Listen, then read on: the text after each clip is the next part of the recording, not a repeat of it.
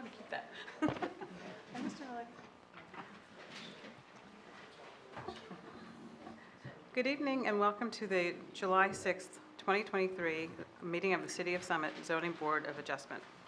My name is Liz Newell and I'm the chairperson of the Summit Zoning Board, just filling in for tonight. In accordance with New Jersey, I have to put that in. In accordance with New Jersey Statute 10:4-10, adequate notice of this meeting has been provided to the newspaper of record and has been posted here in City Hall. This is a judicial proceeding. Any questions or comments must be limited to the issues that are relevant to what the board may legally consider in reaching a decision, and decorum appropriate to the judicial hearing must be maintained at all times.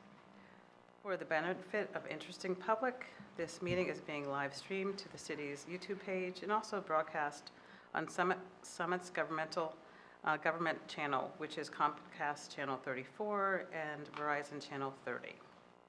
Please note that the fire exits are to my right, your left, and the back of the room where you entered. The city has a listening system to assist the hearing impaired. If anyone needs hearing assistance, please obtain the system at the dais and return it thereafter. Andy Ball is our board's attorney. He will advise the board members on matters of the law and is the key interface with the applicant's attorney. Mr. Ball does not vote on the application. Stephanie Sulios is the city employee and is the zoning board secretary. Ms. Sulios assists applicants with the preparation of their applications, planning our agenda, and keeping our meeting minutes. Ms. Sulios also does not vote on the applications. Our board consists of 7 regular members and up to 4 alternates.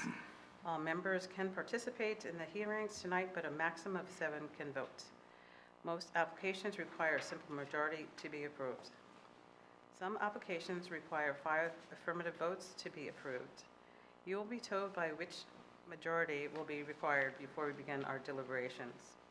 Ms. Sulios, please call the roll of members. Sure.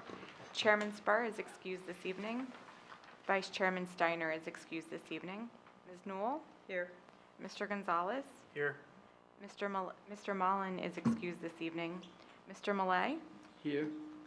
Mr. Loikitz is excused this evening. Ms. Toth? Here. Ms. Sager is excused this evening. Mr. Feskins? Here. Mr. Yuko? Here. You have a quorum. You may proceed. Thank you. We generally hear the applications in the order they are listed on the agenda. We try to have each hearing last no more than 30 minutes. But we do understand that some applications are too complex to be heard within that time frame. Each hearing begins with the applicant or their attorney giving an overview of the application and the variance that they are required. We then hear from any expert witnesses that applicant may have to help explain the application and why the variances are needed. The board members may ask questions of the applicants, their attorney, and expert witnesses. Once the board professionals and board members have completed their questioning, the public will have the opportunity to ask questions. This is not the time to tell us what you think about the application. That opportunity comes at the end of the hearing. Before you ask your questions, please clearly state your name, spell your last name, and provide your address. It is important that our court reporter be able to keep a clear and accurate public record. Court reporting is done through our audiovisual system, so please speak clearly into the microphone. After all witnesses have been heard, members of the interested public have their second opportunity to speak, and at that time you may express your opinion, positive or negative, about the application. Then the public hearing is closed, and then we enter into executive session where the board members discuss the application and vote. You will be able to listen to our executive session, but you will not normally be able to participate in our discussion. Most applications are heard and decided in the same evening. If the application requires additional information or testimony that cannot be presented tonight, we will carry your application to another date, and it will not be decided during this meeting. Krista Anderson, the city's zoning officer, has asked that I remind all applicants that they must read carefully the resolution that documents the zoning board decision and pay particular attention to the conditions contained in the resolution. For example, if If a landscaping plan is required, you must obtain one and submit it to John Linson, the city forester. If a grading plan is required, you must have one prepared by a civil engineer and submit 3 copies, along with the application fee to the city's engineering division. Failure to satisfy all the conditions in the resolution will result in a delay in approving your application, and it will necessitate additional follow-up from zoning and other city staff. The resolutions documenting the board's decision will normally be available 1 month after we decide the application. When I call your name, please tell me how many witnesses you have and whether you think you can complete your application within 30 minutes. That is a handful and a mouthful. Okay. The first application is 10 Lowell. That is being carried to October 2nd, 2023. Oh, that's right. Ooh. Sorry. Pledge allegiance, please. I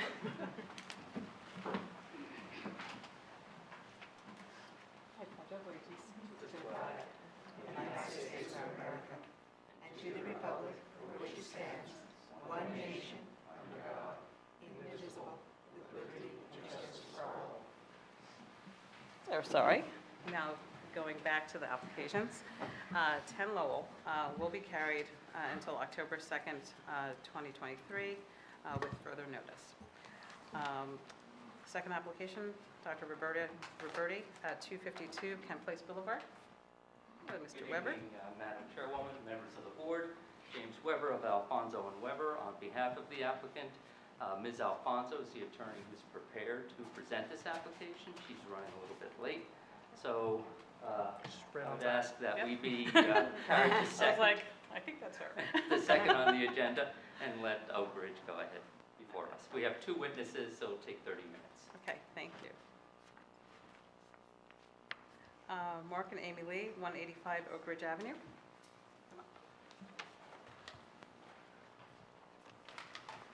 Good evening.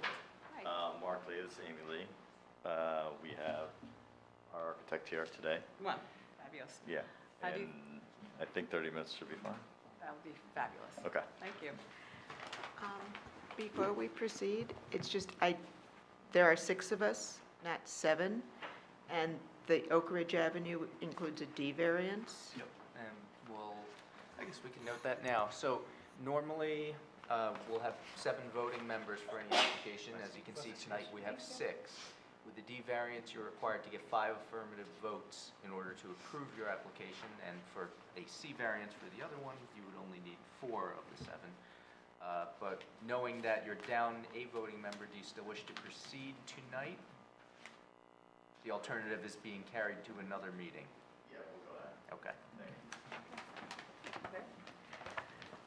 With So we'll go with 185 Oak Ridge, if we're going to do you first. How's that?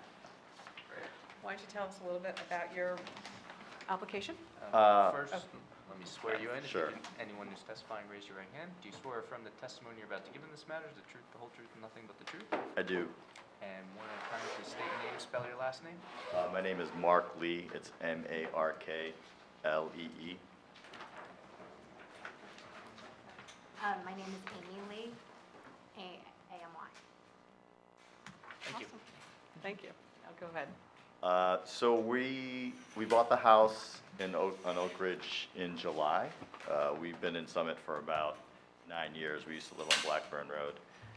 So we recently bought the house, and what we want to do is redo the kitchen and expand it a bit out the back. I know that you walked the property today. So out of the back, we want to add a family room. But since it's, I guess, 1 story lower on the back, we need to build like a basement underneath it. Okay. So we'll do a basement and then a family room, and then we'll do, I think on the 2nd floor, we plan to do a new master bath, but I don't think that has to do with any of the variances, so Awesome. primarily it's the kitchen and family room. Great, thank you. Any questions from the board for the applicant? No? Okay, great. Wonderful. Nicholas Thank you. will take over. Thanks so much. And just note that it looks like there's no members of the interested public to ask any questions. raise your right hand. Do you Good swear- evening, Board. Do you swear or affirm that the testimony you're about to give in this matter is the truth, the whole truth, and nothing but the truth? Yes. Please state your name, spell your last name. Nicholas Giuliano, Giuliano. Thank you, and I believe you've appeared before our board relatively recently. I have. Any changes to your credentials since the last time you No. appeared? I assume we would like to accept them once again. Yes, please. Thanks, welcome. Tell us about the application. Yeah, so as Mark and Amy summarized, project is a primarily rear addition at the basement level and the first floor of the house to construct, bigger kitchen and an addition for a new family room off of the kitchen, as well as a breakfast area. And at the basement level, just extending some of the rec room and building a new mudroom at the entry off of the existing driveway. The new basement will be at a slightly lower ground level to give a little bit higher headroom in the basement compared to the existing one. And at the front of the property, we're not really proposing many improvements, but we are proposing to remove an existing concrete pad that's on the right side of the house. See it on our site plan as well as the engineering plans prepared by Coors and Engineering. And we're also proposing to enlarge the entry platform and steps a bit and put new columns in underneath the existing roof overhang so that it appears more like a formal portico. And the variances that we're seeking for all of this work are number of stories, building height, maximum height of building, and floor area ratio. Most of the variances are triggered just by the existing conditions of the house and the lot.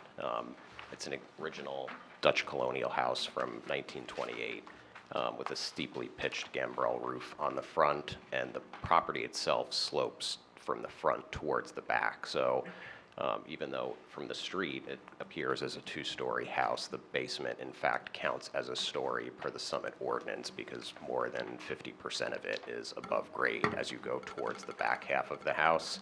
So the basement already counts as a story, making the existing house a non-conforming 3 stories.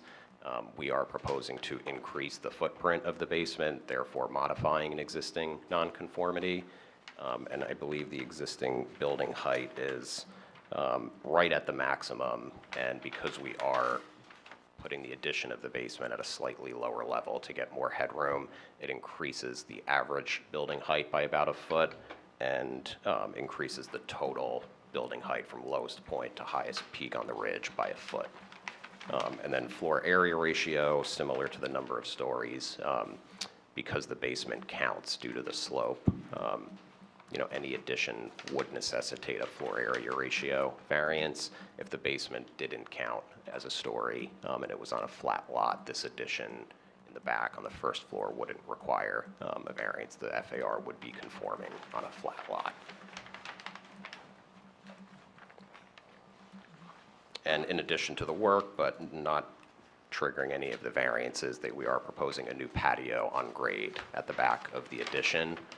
The existing deck for the rear of the house is raised up about a story from grade, and we'd like to just get the outdoor activity to be more at the grade level. So we're just proposing a smaller landing and steps outside of the family room that leads down to a patio level or patio at grade level. Thank you. Any questions from the board? I have a couple.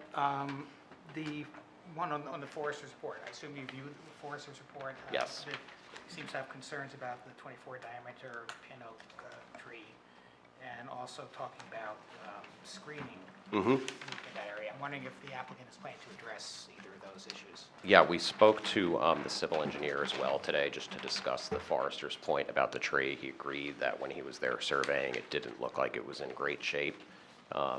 So I think, as far as the design of the house, I think from a landscaping perspective, we'd be okay if we needed to remove that 24 diameter tree.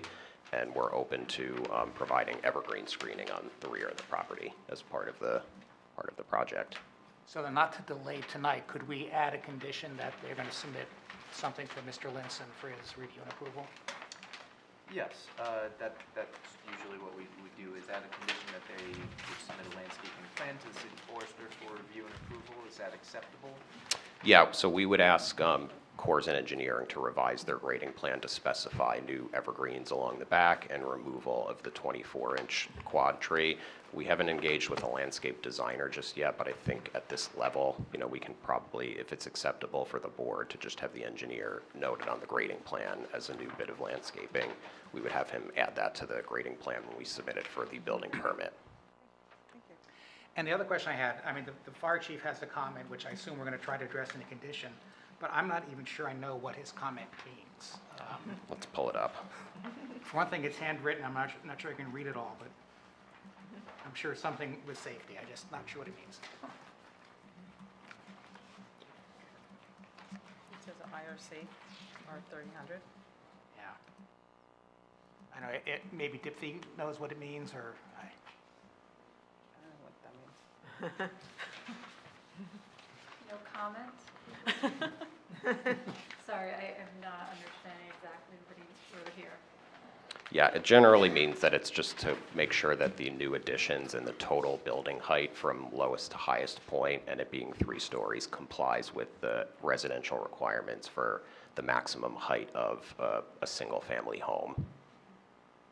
I'm not sure what IRC, what construction code that's referring to. But International Residential Code. That makes Okay. Yeah. sense. So obviously, the board is not empowered to grant any deviations from any construction codes, so the applicant's aware that they will have to. Yeah, comply everything with we would propose would be code compliant. Awesome. Any other questions from the board? I don't know how to phrase this one. I mean, you have gorgeous rhododendrons on the side of your yard that I don't know how they're going to survive this construction. It's not a tree, so I guess the forester didn't go after it. But it makes me, I don't know if there's anything that can be done to save them or to replace them. They're beautiful. Well, we could certainly engage with one of the tree experts, like Bartlett or something, as we're designing a landscape, and just inquire, if there's a possible way, when the construction fence goes up, how to do a temporary removal if we wanted to replant them, in the same spot or another. Yeah. But we could inquire. They are beautiful, but. So I have another question. Sure. It's like more of an issue with the trees again. This is like Arbor Day. So the forester mentions the unhealthy pin oak. And to my knowledge, I think when you take down a tree, you have to replace it in kind. I know he mentioned screening, but it's a different paragraph. Mm-hmm. So it makes me believe that those are 2 separate issues. So I don't know if this should be a condition, maybe we just leave it up for discussion. But if the tree, the pin oak gets removed, it might be worth considering replacing the pin oak with a like tree and also adding screening. Mm-hmm. So if you guys are, if that's important enough, maybe we'll discuss that later, but I would just like to just separate those 2 issues, Maybe part of the landscaping plan? part of the landscape plan. Yeah, could we have as part of the condition, to re-inquire with John Linson, just to confirm if they want a replacement, if it's removed? Perfect. Thank you. Dipti?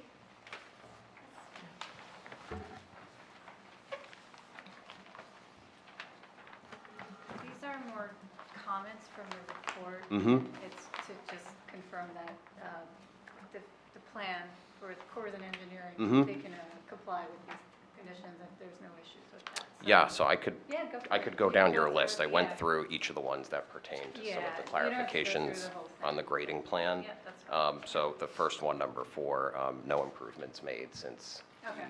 the property was surveyed. Okay. Applicant shall- And number 6, his comment would just be per what's on the grading plan. Okay. Number 10A, the Coltech systems, he does have shown at 10 feet, but on the permit grading plan, we will specify a dimension of minimum 10 feet. Okay. And for 10B, The area of 4,800 square feet of disturbance does include the front portico. There's a very faint dashed line that's a similar line type to the one that he put his leader note on. Okay. That's also at the front portico, and that's included, those two segments of area that he delineated on his plan. Okay. And he's okay with showing the silt fence downstream from the patio and portico. We could have that on the amended plan for the building permit. And letter E, no existing steep slopes occur on the property, and all of the new work complies with the maximum for new slopes introduced on a property. The steepest slope on the new work is in the back right corner of the patio, where it's those, I think it's 88 to 84, spaced pretty close together, Okay. and that's at 3 to 1, which is the maximum permitted. Okay.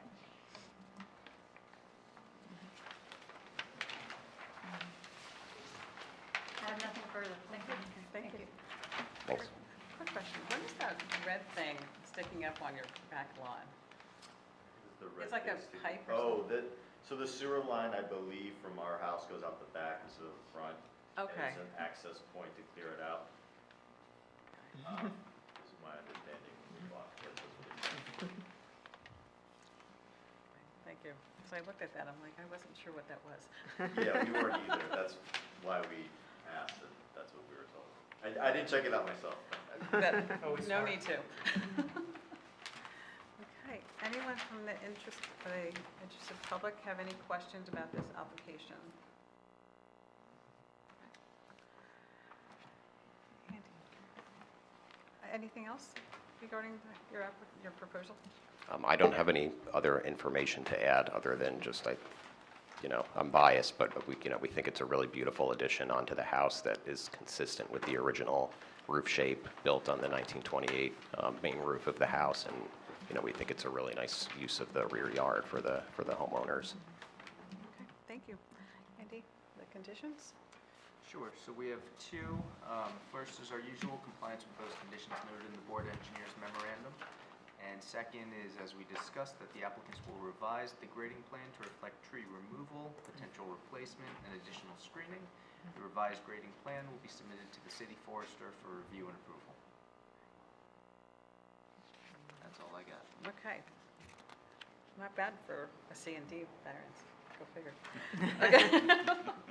Okay, so deliberations about this application, who would like to start?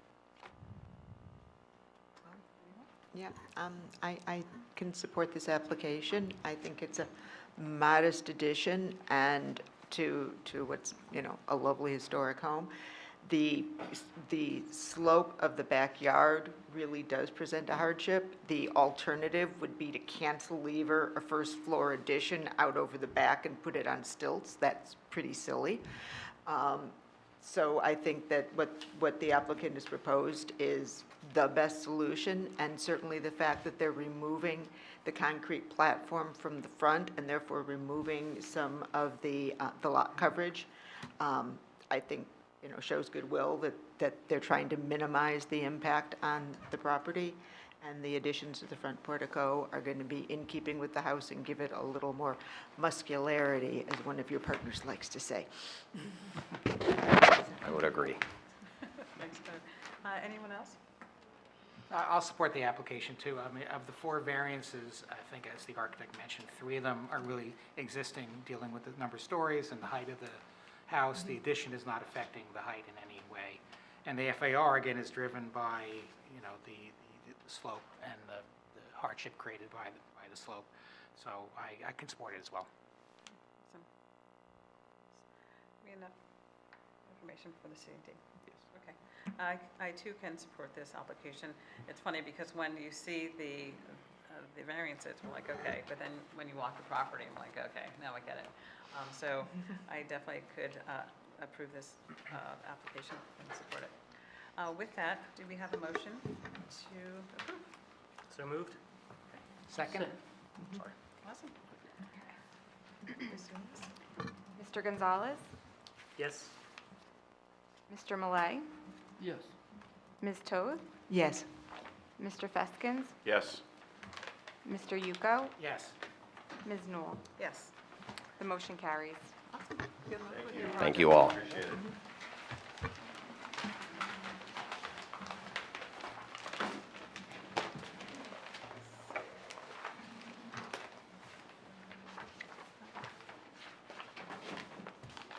Okay.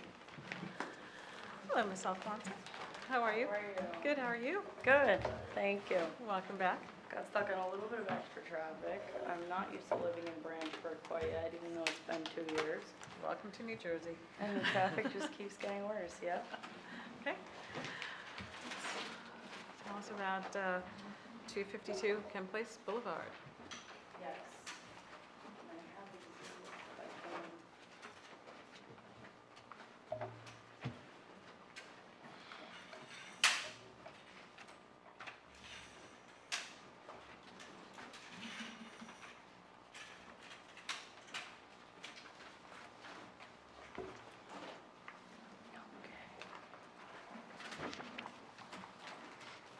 All right. Would you like me to do a full introduction? I'm sorry? Would you like me to do a full introduction? Samantha Alfonso. Yes. Alfonso and Weber, on behalf of the applicant, Dr. Roberto Roberti. He lives at 252 Kent Place Boulevard. This application has been designed over the last 2 years, really, year and a half. As part of the full project, the pool was constructed. That did not require a variance after discussion with Krista and confirming that we would come to the board for this relief for the garage. She did allow a zoning permit and a temporary certificate of occupancy with the permit for the pool. That was constructed in September 2022. We had filed the application for variance relief in September. Then we received notice that a new survey was requested that would include the pool as existing, and further details of existing conditions. That was filed, I forget the day, but here we are. So that also contributed to a little bit of the delay. The applicant really tried to design this proposal to fit, comply to the extent possible, and provide a safe access to the garage. By turning the garage and moving it a few feet, it's about 3 feet, closer to the home and the pool, or, excuse me, away from the pool towards the rear yard, and several feet to the direction.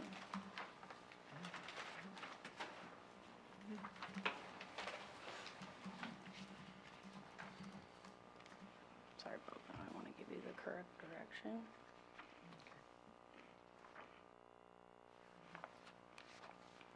To the south.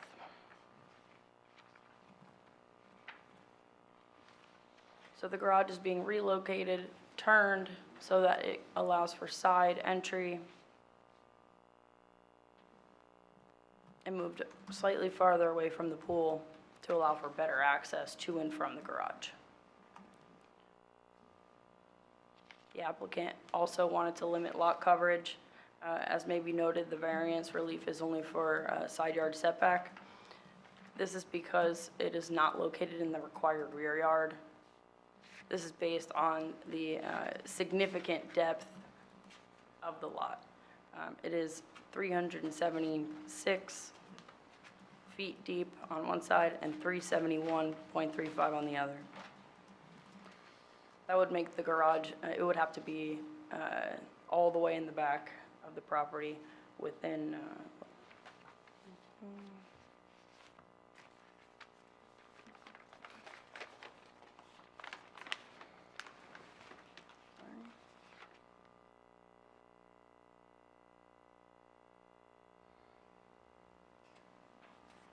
this yellow area that I'm showing now. It's a colorized version of the architectural plans V1. showing where the garage would have to be all the way in the back of the property to comply. That would obviously require a lot more coverage, and it wouldn't make sense. Thank you. If the board doesn't have any questions of me, I could ask Mr. Roberti, Dr. Roberti to testify. I'm not Mr. Miller? sure. I mean, the pool was constructed without a variance, or it did not require any variance? The pool did not require a variance. The garage relocation does require a variance. I understand that Ms. Anderson wasn't sure if the relocation would be required for, for appropriate access to the garage, and allowed Dr. Roberti to have a moment to see if that would work in its current location, or if he would want to come to the board for a safer configuration. So, just picking up on that, the narrative, like the way that I read it, and thank you for bringing it up, I mean, it does sound a little bit like we built a pool, now we're asking to move a garage, and we just didn't include that. But we knew we were gonna have to move a garage, so we didn't have to file for the variance before for the pool. So I'm just saying, If just I on wasn't paper there does myself, sound- I can understand. If I and may, we can't ask Krista, obviously, she's not here, maybe the applicant, can we ask the I applicant? can show the permit plans, if you'd like. I'm not trying to assume the worst, it's just, the way that I read it, it just kind of seemed like, okay, we built a pool, now we're asking for like forgiveness on the garage. Again, there are like other issues. That's what I like said the too, longer when lot Ms. that accommodates Anderson for said it. that we could do this, honestly. However, the pool, it didn't require a variance. It would have taken another year for him to have a pool constructed. So it was constructed September. He got a couple swims in, I understand, with his grandkids last year. Then it was closed for the winter. Now it's been open, right? He'll have it this whole summer instead of having to wait until next summer. That was really the idea, and I understand that the garage was still in a compliant location with that pool. That's why it was allowed to be constructed. Makes sense. Right. I think perhaps if the board were to decide that, you can't move the garage, then we'll have to go back to Krista and see what she wants to do, because we do only have a temporary CO based on her understanding, right, that we were planning to come to the board for this garage relocation the whole time. It's just that the pool didn't require a variance, so we wanted him to get his pool a year and a half earlier. That was really the only reason. I feel like that clears things up. I mean, having had to use contractors in the past, yeah, you want to get your pool, you want to get it done before the summer, yeah, okay. And So it's quite warm out. That adds a little bit more context too. Yeah. Can you just Thank you. clarify the yellow hatch, or the yellow shading area? Sure. By code, that's where the garage should be? Technically, if we didn't want to have a variance, we would have to relocate the garage there if you were going to relocate it, because it is a pre-existing non-conforming Okay. placement for an accessory structure. It's supposed to be in the required rear yard. And the reason for relocating this is to change the orientation because it's not accessible with the pool where it's at? It is, but it's not as safe and as easy to maneuver. He has young grandkids, and he's hoping to just have a little bit more space and be able to use that garage easier. So the variance that we're being asked to review is the fact that it's not back in that far back space? Correct. It's 4 feet from the side. It's proposed to be 4 feet from the side yard lot line, where it is required to be at least 15 feet or in the required rear yard. Is that right, Andy? Did I say that? Thank you. Awesome. I questioned myself for a moment. I didn't look at this property. How far away are the next door neighbors? So it's farther up than the pool. It's not next door, and I'd like to show some photos if I can. And I'm not sure if you received them yet, Stephanie, but we could mark these, whatever you'd like. A1? Yeah.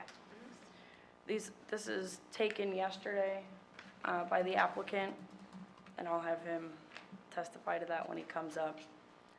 This is his current driveway.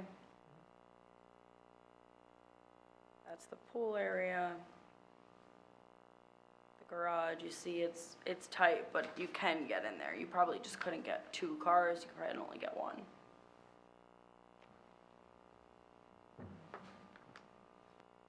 Maybe.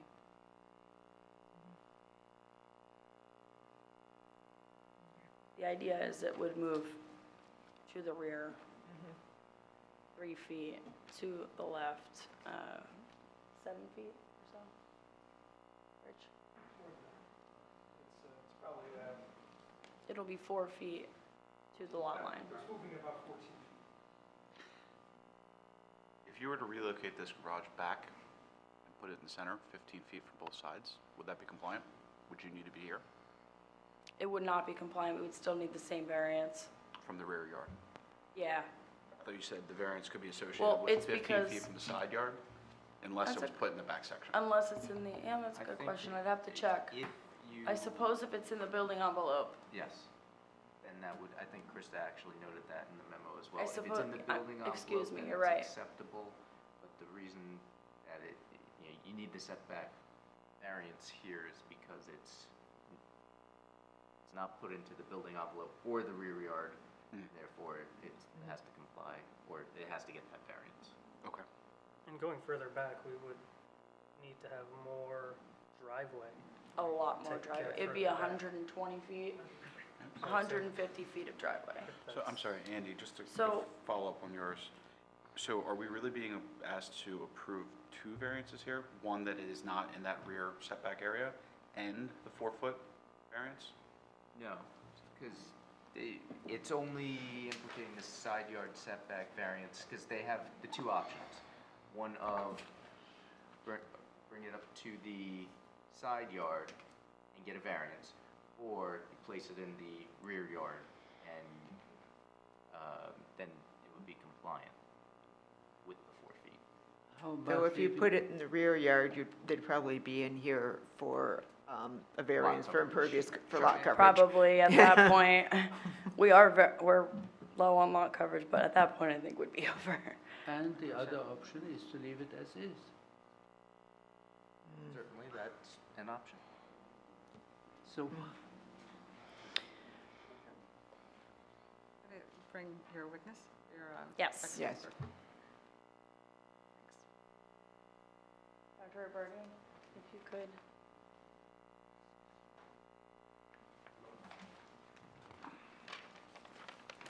Could you please give your full name? If you could raise your right hand, we'll swear you in first.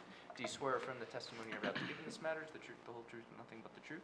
I do. Please state your name, spell your last name. Roberto Roberti, R-O-B-E-R-T-I. Thank you. That's my name. Address is 252 Kent Place Boulevard in Summit. Been here in Summit 34 years. Work out of Overlook.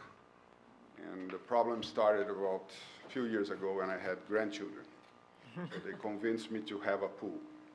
I fought with my children for 20 years not to have a pool, but now I gave in. So the pool project started, and we didn't have much of a location unless I put all the way in the back. That would be hard to monitor the kids. So we decided to put right where the patio is. And during the process, we had, talking to Ms. Anderson, Krista helped me a lot because I wanted the pool to be closer and give room for me to maneuver. And she thought that everything would be a need for a variance. So the solution that came up was put the pool there. It's 15 feet, it's actually 18 feet. You can get the pool done in 2 months. And then we work on the variance to rearrange the garage. So we had 2 options with the garage. One was to keep the driveway as is and park from the back. But that would add a lot of driveway and the surrounding area that would maybe go beyond the 35%. And the alternative would be, as Sam explained, all the way on the back, or move to the 4 feet, but then we need variance for that.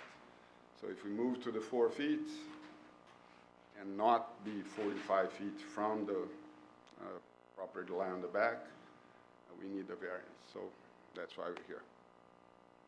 So, Any questions for the applicant?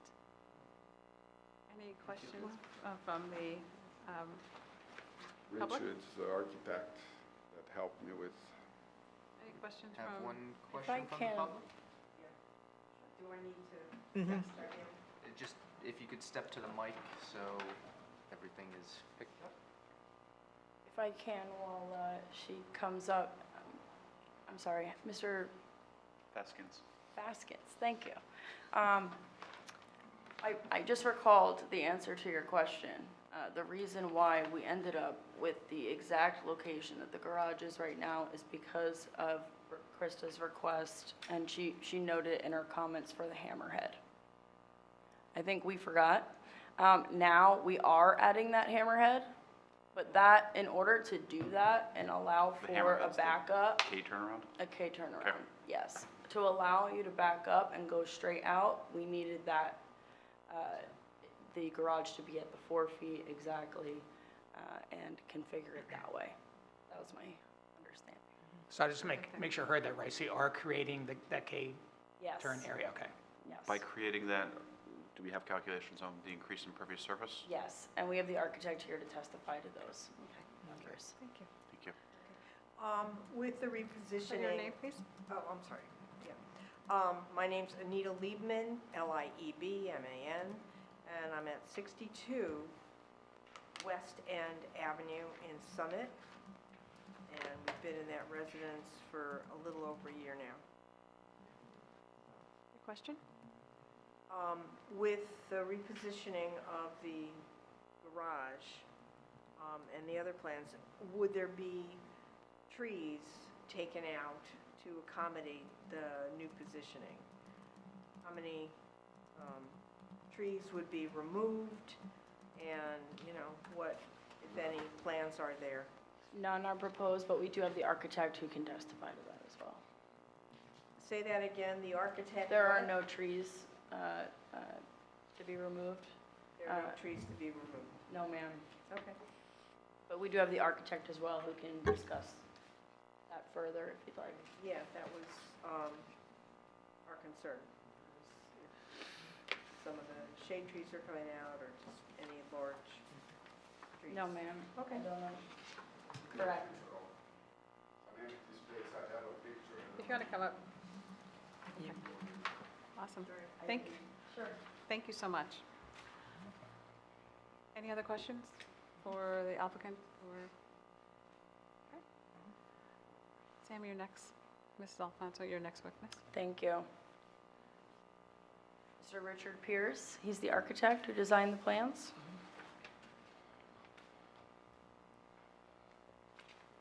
What do you? And if you could please raise your right hand. Do you swear affirm the testimony you're about to give in this matter is the truth, the whole truth, and nothing but the truth? Yes, I do. Please state your name, spell your last name. Sure. Richard J. Pierce, Pierce. Thank you, and have you appeared before our board relatively recently? No, probably, I think 6 years ago was the last time I was in All right, front of your can you board. just briefly describe your background experience and 3 boards you've appeared before recently? Sure. My name is Richard Pierce. I am an architect, licensed architect in New York and New Jersey since 1999. I'm a resident of Cranford. I do a lot of Union County projects. I left my firm in the city after 27 years, about 3 years ago, on the pandemic, because I was doing a lot of residential work on the side. Decided to go full-time with that. I enjoy the area. Like I said, I live in Cranford, do a lot of Cranford, Westfield, Garwood, Kenilworth area. I've probably done about 12 projects in Summit over the past 3 or 4 years, but I haven't appeared in front of you. I have appeared in front of Cranford, Westfield, Kenilworth, Garwood, on most of them, dozens of occasions. Any questions from the board, or would you like to accept his credentials? I will, yes. Thank you. Thank you. To clarify a couple of things that were brought up was the 4-foot setback is if you are in your required rear yard, you're allowed to be up to the 4-foot setback. 35-foot rear yard minimum requirement on a 370-foot lot. There's no percentage, it's not a percentage of the distance, it's just, hey, if you were gonna put the garage in that back, you're allowed, most garages are closer to the property line. The accessory structures are closer to the property line than the main building. As we get past that 45-foot rear yard, we're 135 more feet away from that required rear yard. So we have 150-something, I have 174 foot from my garage to the rear yard, to the rear lot line. So we spoke about it. Dr. Roberti contacted me a little while back when the pool was the idea and the garage.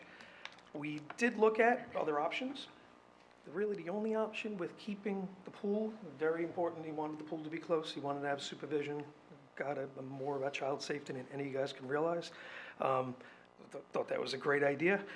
We talked about the garage and the existing location, possibly putting the doors on the rear of the garage would require quite a bit more of impervious surface.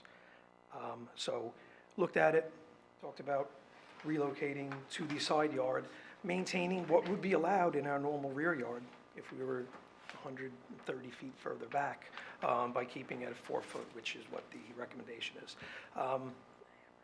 Yeah, we did add the hammerhead to the rear, to the part of the paved driveway. This way someone can, Dr. Roberti can come out and not have to back out of his long driveway onto a busy Kent Boulevard. Sorry, I just have one or two other things in my train of thought there, I apologize. The garage is being relocated about 12 feet to the left. We're maintaining a 4 foot off. The existing garage at 24 feet was basically towards the center of the property, maintaining 2 pretty good side yards, but you couldn't enter it from the side where it was. You wouldn't be able to have a turning radius of a car.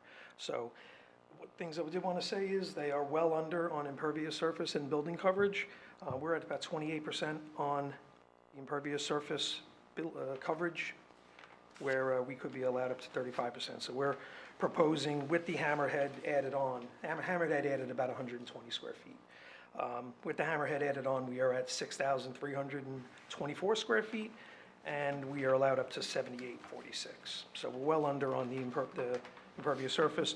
The garage, for building coverage purposes, is the same size garage as the existing, is 24 by 24 on the outside. We are allowed to have 4,335 square feet of coverage. We are well under that at 2,447.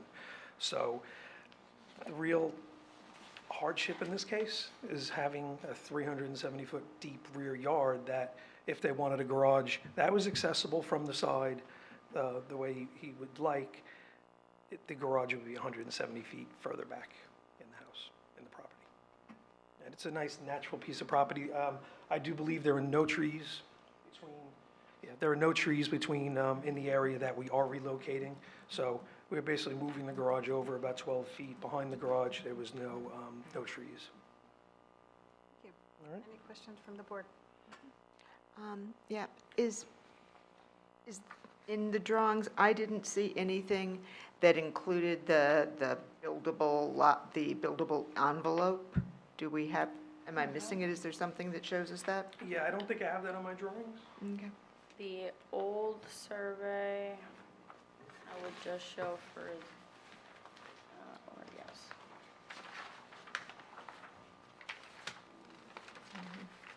Just for the fact that it does provide that.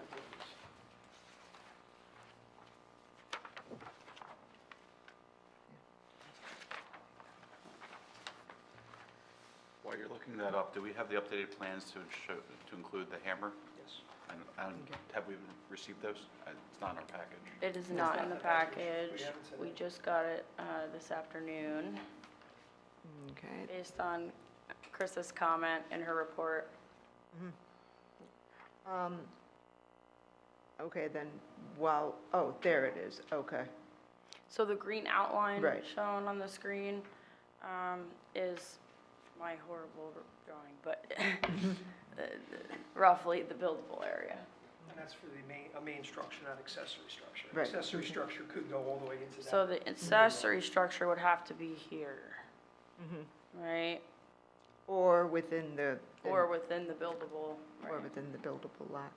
And then on the front page of the site plans, with the calculations, you are taking away 700 square feet of driveway and walkway? Yeah, so the area in front of the garage, that is, the way we access the garage right now is going to turn back to grass. Okay. So As we are part of, going But down there the impervious is surface. the additional 133 now, right, to add the Right, hammerhead. right, So right. we're shifting a little bit. okay, We and are then, going down. is there any thought of relocating the fence and making more patio as a result of all of this? Not Because the fence cuts in at a funny angle there. Okay, thank you. Would you like to add that, since you have some wiggle room there? Perhaps it would make more sense to, Are you happy with He's happy with it the way it is. The way it is, we designed that already with the plan to Okay. have the garage. Everything was done in the same process. Okay, It's just a matter of timing, okay. including that angle. Thank you, though. makes sense. I mean, Very- it's very out kind. there, you know, if you've got the. I always want more patio, but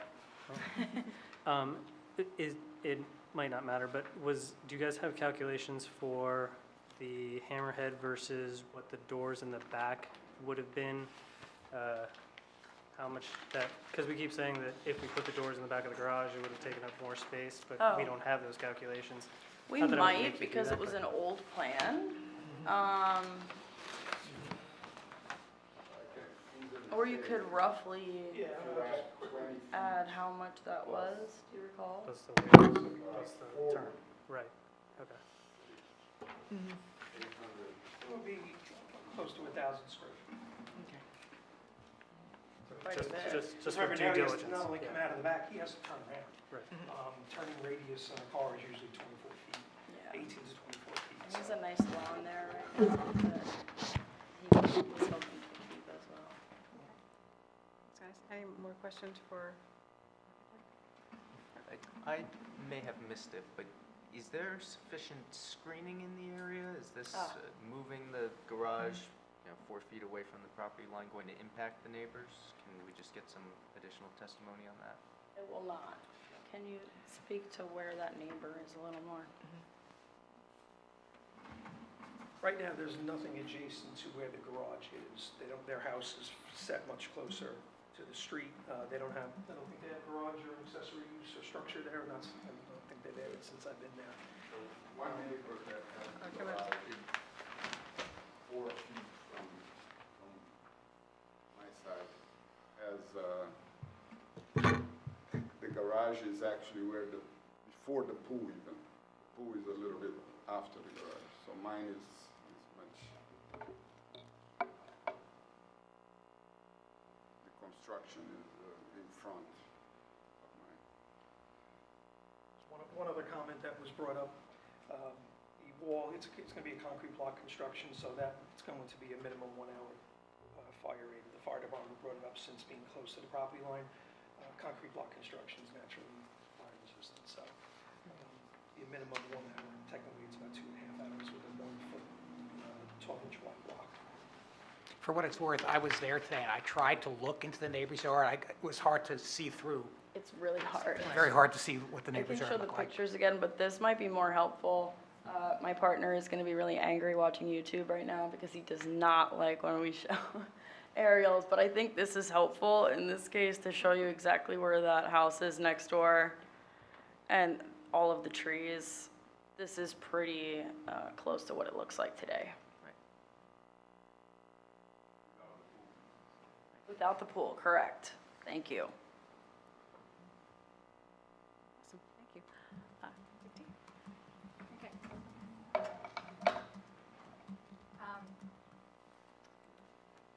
I don't want to go through each comment one by one, but I want to just kind of have it address the difference of lot coverage and just all the different coverages between the surveys that are noted on the plans. And plus, I want to just point out that this new exhibit that is an exhibit, I don't know, exhibit A1 or whatever it was, A2. This will be A2. Yeah, the deduct and add don't really add up to the 6324. These I may Numbers not- you know what, don't, I may yeah. not change that number there. I just Okay. was working on, Yeah. there was a discrepancy of about 80 square feet So from could two you- different surveys in the drawings. Absolutely. Could you testify for us, how much was what survey can we take the existing lot coverage from? Is it the Crystal was asking if they would- 6475? Correct. So we'll do it from the, we have it from the We'll most update everything recent. to the most recent survey The that was requested. 2023? Okay, Like all I right. said, So we're well under, Okay. well under. No, So no, no, I think we're it's- talking about 50 to 80 square feet of coverage, impervious surface coverage, which is, you know, somebody might have. Well, we just want an seen the accurate patio. Yeah. No, accounting I of it. understand. It's, Well, we just want to, my question is more so, if you're taking that number, how much are you increasing? Are you increasing over 300 square feet? Do you know that? Could you testify to that? no, Because I we're- can't no, tell. we're from- reducing the still- amount of impervious surface. Okay, So we were, I believe, 700 or 600 and change. yeah, Now we're going to be a little less because we're adding the hammerhead in, okay. which was about 120 square feet. I think I noted it on this, 133 Okay, square feet. so you're adding more driveway, but you're reducing the impervious coverage? No, I'm sorry, So yeah. before that, Yeah. we were reducing impervious coverage Okay. because we were eliminating the front entry of the garage, which would now, between the pool and the garage, right now it's paved, we're getting rid of that. My previous number Okay. was, So I think, can you 7 show us that on the change. plan? Yeah, would you be able to just pull that up? I'm Do you want to show sorry, the I'm not photographs? Probably following the the easiest numbers way here, to show so- it. Or just highlight it on the plan like you did with the building Yeah. envelope? That would be helpful. While you do that, can I ask Andy a question real quick? So we often consider square footage and how much something is added before we start considering stormwater management issues. This is not one of those situations, but because the pool was done beforehand that did need a variance, but now we're doing the garage, which might not affect that, do we consider that as a part of, do we consider it separately? Is it, can we consider it? Double check in the code because it does define when you're supposed to look back for the calculation of impervious coverage, so I will let the We're still witness- reduced, even with the pool, we're still less than what we were from the existing Yeah. conditions. Add one piece of information that I made. This garage actually was relocated 10 years ago. So 10 years ago, this garage used to be all the way in the end of the house, 4 feet from the other side neighbor. And I couldn't maneuver anyway, so when I bought the house after a few years, I went to the board and find out how to do this, and they said if you put 15 feet from each side, you can move the garage back. So I moved that garage back where it is now. And at that time, Ms. Anderson recommended me to have the dry well. So we had all that project, and we have 2 dry wells that drain the whole thing. When did Even- you do that? Yeah. Because we usually have, I didn't need variance. oh, you Because did it it, was just a okay. permit. Correct. A permit, But okay. everything went through. So, and despite of the fact this was a discussion that I had with her, that the lot drains almost 6 feet from the beginning of Kent Place until the end of which is a little river there or something there. But despite of that, I have 2 dry wells, so then they run right behind the garage. So sorry, the dry wells were installed behind the garage from the pool project? For the Before the pool? Before. Correct. 15 years ago? 10 Oh, years- okay. 10 years before. Okay, 10 years before the pool project. Maybe it was And we have the existing drain is right in front of the garage right now. It is going to remain in that spot where the garage is, that's why the garage is moving back about 3 feet, so we don't affect it. If you look right here, that's the, where the drain is right now. Here it is existing. So that's why the garage is actually going back about 3 feet, so we do not disturb that existing dry well. So the answer to the previous question, this was all driveway here before.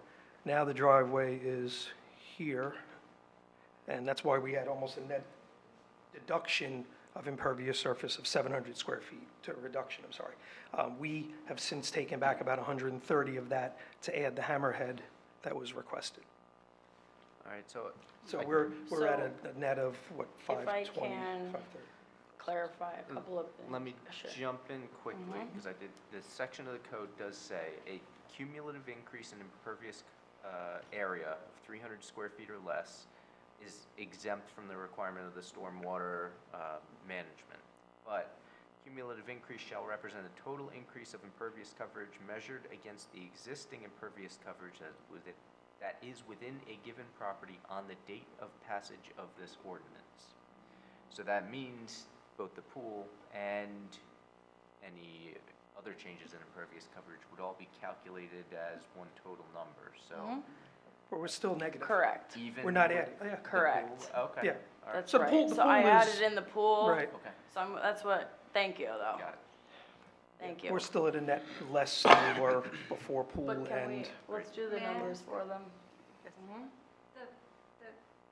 The area that is removed of pavement, the current survey shows pavers, so the impervious was put back, is that correct? I'm just looking up the 2023 survey, so. I understand you're saying that area was removed. the with the paver, paved it's a paved drive, driveway. It's still, that was still counting one for one as impervious But surface. around the current pool, there's pavers, if you look It's back at the included. code. Yes. Okay, all of that's included? Yes. Yeah, if you, I mean, if So you look none of at, that was if you actually look at the, deducted? yeah, if you look at this, it's a pretty large area on the left-hand side, the Okay. existing. We're taking that out and only in the middle there having the pool and the pavers around it. Like I Okay. said, it's a 700, it was before the hammerhead went in, it was 700 square foot negative surveys. And then we added back 133 because of the request of the hammerhead. So we're still at 560 something. Is there an updated survey? 'Cause There is. what Dipty, I mean, I'm looking at one from January of 2023. Right. That's And the, what that's the, Dipty, that's the most recent survey. right, so this clearly states what was the original driveway of all that large area is flagged as pavers, Yes. which would be classified as impervious surface. Yes, it's included in the lot coverage calculation. So the addition. Right. Right, go ahead. So if you put in pavers there, how is that a deduction on your impervious surface? No, that's getting taken out. So that's proposed to be removed. Yeah, so Thank anything, you, you have the okay. photo in front of the garage? That's all gonna be removed, because we don't need the entrance at the front of the garage anymore. This one? All that over there, and a lot of what was around there is being removed. All right, that didn't sound too professional, but once we relocate the garage, this whole area is gonna be taken out. Okay, so that's going to be grass. Okay. Because that garage is gonna be moving that way, there'll be no front entrance. You know, I think for me, it would help, I mean, we still need to see the final calculations, which I'm sure would be a condition. Yes. That if it we means could. clearly delineate what is being removed and what's being kept. We can do that. And one of the It'll other still become comments, less than I- what we had. I'm not saying that Rich. it's not true, I'm just saying it's if not we clear. could, thank you. I'm sorry, I didn't mean to interrupt you. No, please. We also would like to offer to do an as-built survey per your comments as well. I think that will confirm all the numbers.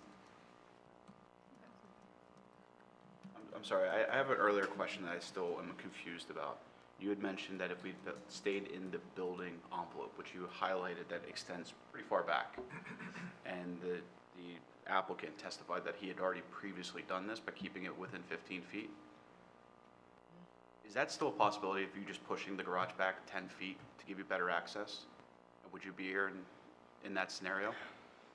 You I just want to be could. clear about Yeah, that because. this is something that we discussed, right, during the last year and a half of designing it, because we wouldn't have to be here, and, you know, that would be our recommendation for any applicant who wants to move forward with construction. However, after discussion with the applicant and Krista, I understand it would add more coverage, and that was less desirable. He was willing to do this entire project and a lot of expense to make sure that it's exactly right, and it makes more sense for the future homeowners, for him and his family as well. If his lot was only 150 foot deep, we wouldn't have to ask for a variance, because we would fall within the required rear yard with the front foot. It's because he has 170 more feet beyond the back of his garage, we can't put it back there. So if his lot was half the size, we wouldn't need a variance. So it's safe to say that the large property is a hardship. That's the Narrow and deep. Well, it's narrow, Narrow yeah. and currently. It's not oversized, but it is Correct. narrow and deep. May I ask a question? Could you copy back? Sam, I'm even confused. Your question, if I could just move back 10 feet or 15 feet. if You that's might a need a lot possibility. coverage variance Right. because of the amount of square Yeah. footage it would require in Right, so- driveway. I right, so think that- that was that's- part of it. I'm so trying to that's use why my I organic was greener asking call why- it a half ago, but No, I know, but why were you, Mr. I'm just understanding why this variance is specifically being asked. When, Because no, go, please. we were having a discussion whether we're gonna add more impervious flooring or less, and we are talking about another 120 or 300 feet. But if I move it back 10 feet or 15 feet, I'm definitely gonna add a much more area for a driveway, right? So that would be more of a problem, I think. And that's an appropriate and helpful response. Thank Right, you. okay, I just, Awesome. because Thank you. then I could do that, but I don't wanna create more of a problem. Awesome. I'd like to know why the 4 feet setback is set at 4, not 5, not 6. I mean, you have enough room to do the hammerhead with the 6 foot, and that will give you more setback from the neighbor to the left. it was considered, but to provide that safe entrance, it did need to be 4 feet, I understand. Do you wanna confirm? Yeah, the turning radius for a car coming in from the side would bring us pretty much to the opposite property line, and we were just going to maintain that it's an accessory structure. If our lot was half the size, we'd be compliant within the 4 feet. Accessory structures are usually allowed to be But- much closer to the property But line. Rich, do you recall when we talked about it, and trying to put it at 5 or 6 feet Yeah, was gonna you wouldn't- create an issue? Yeah, it's So in discussions with, again, I don't want to speak for Ms. Anderson, but what I recall is that we believed the best design and the safest design would be to change the orientation of the garage and allow that front entry, hammerhead, and out. Correct. Yeah, we initially pulled it to the 4 feet, so you can have enough room to turn a moderately sized car or an SUV into it. Krista had asked us to put the hammerhead on there so we could more easily actually back out of the garage, back into the hammerhead, and head out of the driveway head first. Thank you. Any other questions? Okay, yes. Can you comment on your limit of disturbance, the entire disturbed area, since you're removing pavers also, it looks like it'd be greater than 600 square feet? We're going to be replacing that with grass. Right, so it doesn't matter, it'll still be disturbed, so your total disturbance of your site is going to be greater than 600 square feet, most likely. Okay, so therefore, you'll require a grading permit, and that'll be part of the condition. Okay, Thank you. yeah, no problem. Thank you. That portion of the site is relatively flat, so I mean, we will submit a grading plan. It's not going to Yeah. be much different than what it is. Awesome, thank you. Any comments, any questions? The interested public left, so there's no one here left. Anything else about this project that you would like to conclude with? There was one comment from the fire chief that I don't want to miss, and we'd like to offer to do fire-rated materials. They're not sure if it's going to be block or some other material yet. It's going to match the existing garage, but they would offer to do fire-rated either way. Yeah, right now, as the construction plans that we have finalized, It would be a 12-inch wide concrete block structure.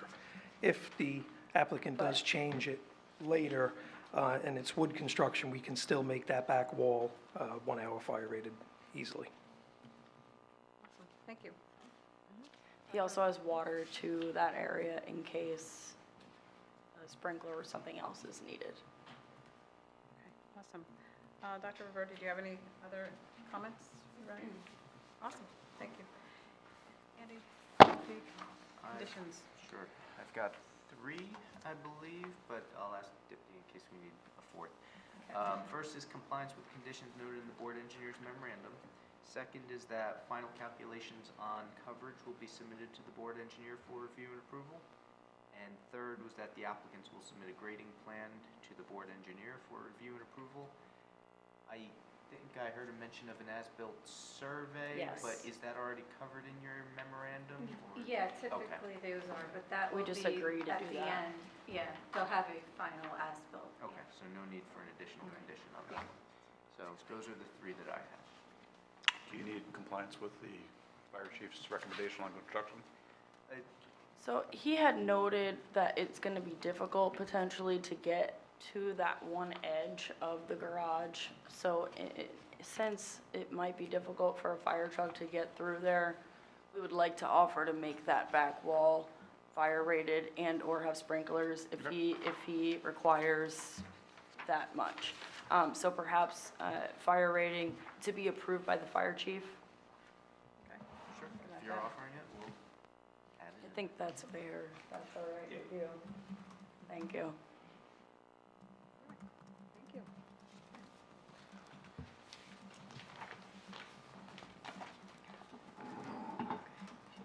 That would conclude our presentation. If you have any further questions of me or our witnesses, please. Awesome, thank you so much. We're actually going to go into deliberation. Who would like to get started? Great. I had a lot of questions regarding the number, so. I felt like I've done more talking on this one than I've done so far with my tenure. That's why you're going first. You know, I think there was a number of questions that could have been addressed sooner, but I think as we've gotten through it and hearing the testimony from the applicant, and understanding why we're asking for the location where we're at, I think the layout, the function of the driveway, the abnormally long depth of the lot, this makes sense. And I think with their net reduction in impervious surface, subject to getting those confirmation, I would be in support of this. Thank you. Anyone else? Yeah, I can support all that, too. We've had a number of applications over the year in Kent Place Boulevard. We've had interesting situations caused by these long, narrow lots. Never described as a hardship before, but it really is a hardship to have, and especially this kind of application tonight. So I think the garage location is a good location. It'd be, to put it all the way in the back would be, silly is not a legal term, but it would be silly to put it all the way in the back. And I think it's a reasonable location. The screening, like I say, I had a hard time looking through.